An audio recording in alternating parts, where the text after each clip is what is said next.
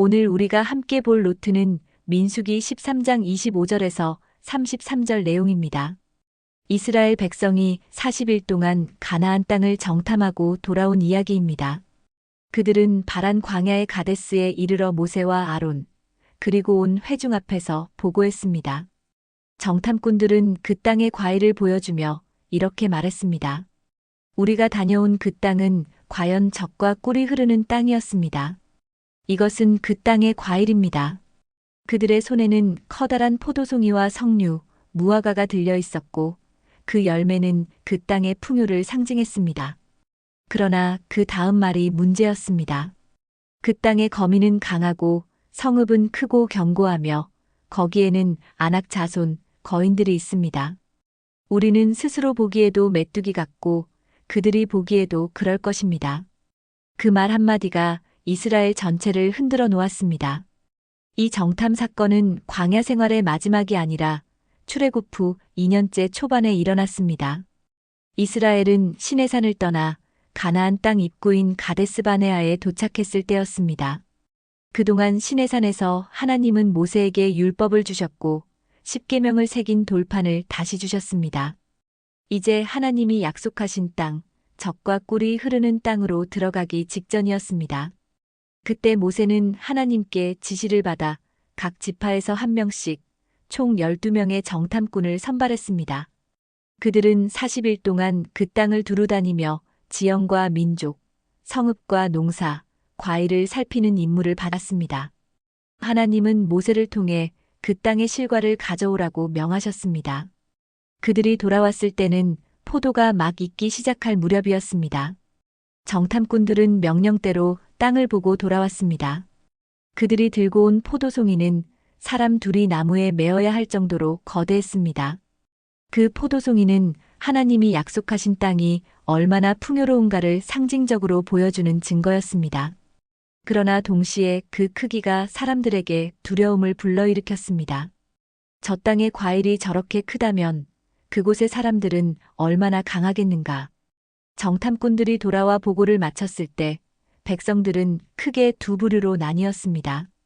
10명은 부정적인 보고를 했고 2명, 여호수아와 갈렙은 믿음의 보고를 했습니다.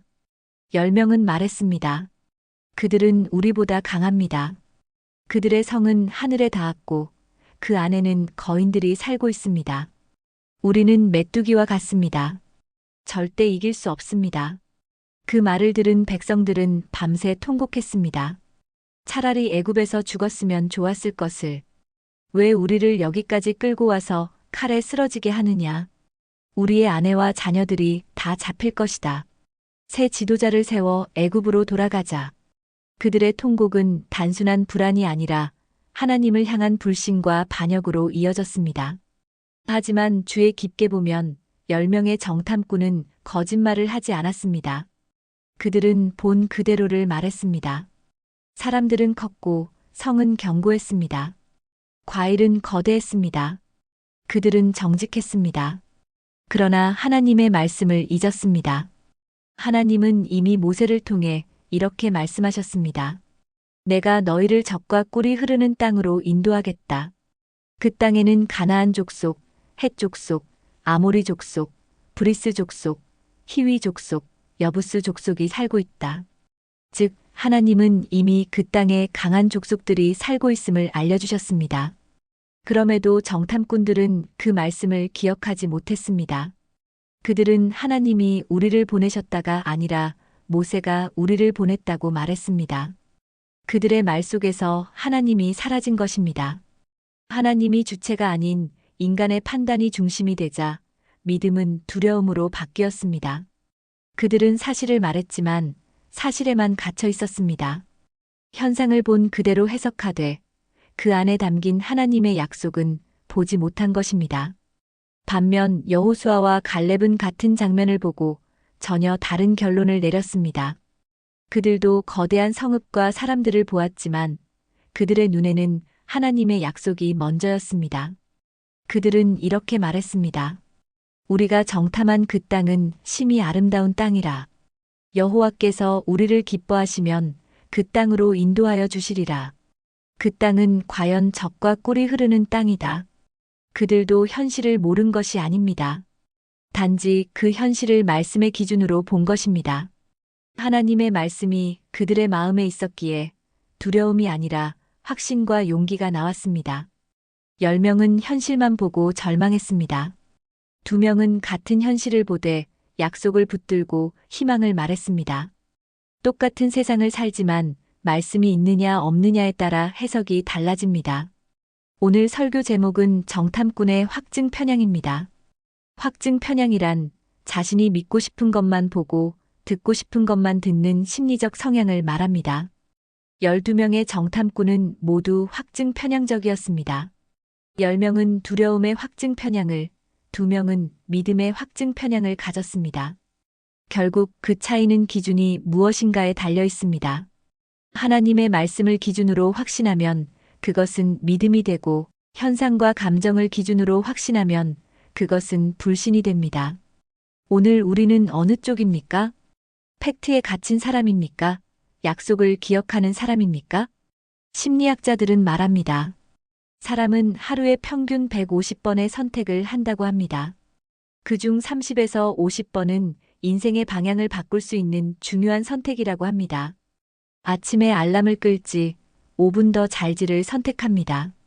점심에 무엇을 먹을지, 어떤 길로 걸을지, 누구를 만날지를 선택합니다.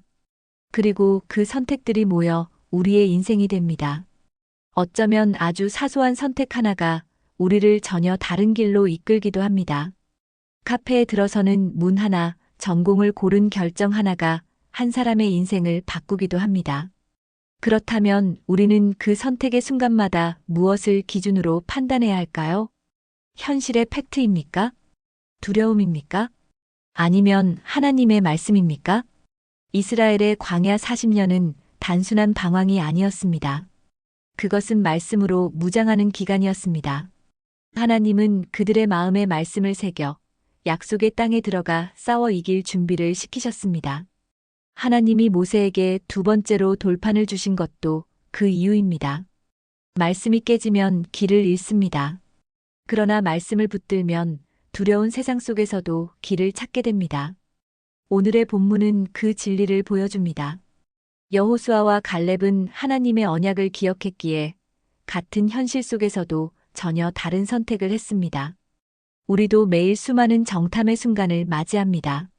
세상의 거인 같은 문제들 앞에서 우리는 메뚜기 같다는 생각이 들 때가 있습니다. 경제적 어려움, 건강의 문제, 관계의 갈등, 불확실한 미래가 우리 앞에 있습니다. 그러나 하나님은 오늘도 말씀하십니다. 내가 너와 함께 하리라. 내가 내 앞서 가리라. 우리가 해야 할 일은 단 하나입니다. 말씀을 잊지 않는 것입니다. 말씀을 붙드는 사람은 현실을 두려워하지 않습니다. 말씀은 방향을 제시하고 때로는 두려움 속에서 길을 밝히는 빛이 됩니다. 이제 잠언 3장 1절에서 6절 말씀으로 노트를 정리하겠습니다. 내 아들아, 나의 법을 잊어버리지 말고 내 마음으로 나의 명령을 지키라.